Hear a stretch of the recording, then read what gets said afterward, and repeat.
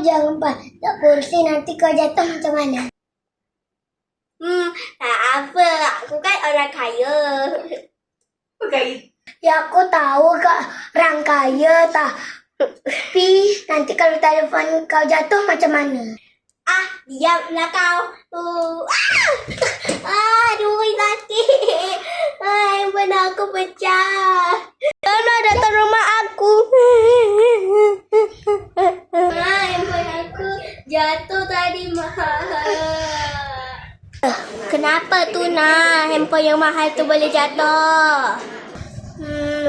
Yang buat ni kawan saya Amel. Kau Amel, kau pergi keluar dari rumah ni. Kau jangan datang rumah mak anak aku dengan kau jangan kawan anak aku. Cepat sekarang. Tapi makcik. Tak ada tapi. Pergi sekarang. Okey, maaf.